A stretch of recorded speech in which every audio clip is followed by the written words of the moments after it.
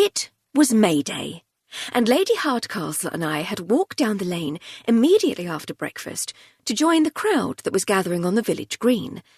We were all there to watch the local children dance around the maypole, which had been painstakingly wrapped in ribbons of different colours in an elaborate woven pattern.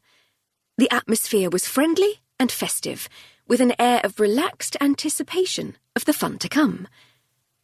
Sir Hector and Lady Farley Stroud had hailed us as we arrived, and we stood with them as Miss Rossiter, the new schoolmistress, attempted to herd her charges into the correct positions around the beribboned pole. "And did you rise early to wash your face in the May Day dew?" asked Lady Farley Stroud. "I rise early to wash my face in the dew every day," I said with a smile. Lady Farley Stroud regarded me quizzically.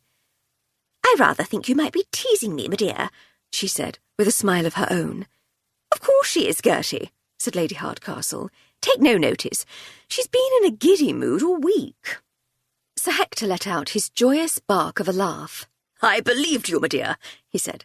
"Has to be something to account for your youthful complexion, what?" "Clean living, fresh air, and honest labour," I said. "I also have a painting in the attic." "Like Dorian Gray?" said Lady Farley Stroud. "No, it's a picture of Cardiff docks. Climbing up to the attic a couple of times a week to dust it provides healthy exercise." Sir Hector laughed again, and Lady Farley Stroud shook her head indulgently. "I remember when you came to the village, a timid and deferential lady's maid, young Florence," she said.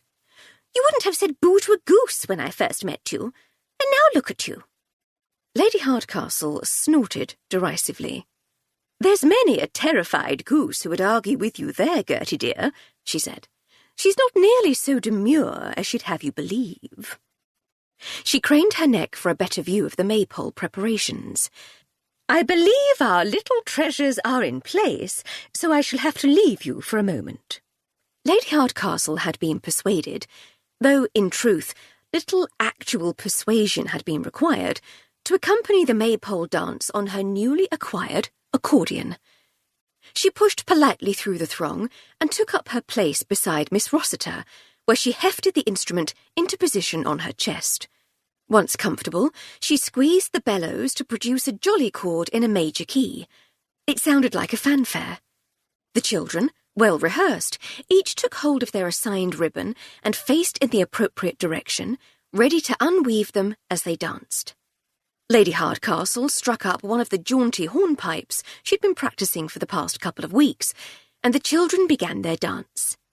"I'm so glad we still have these traditions," said Lady Farley Stroud.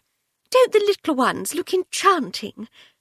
The little ones did, indeed, look enchanting, as they skipped and hopped unselfconsciously around the maypole. "I gather your pal is to be Queen of the May," said Sir Hector, as the children danced. I turned away from the dancing children. "Daisy? She's rather pleased about it too.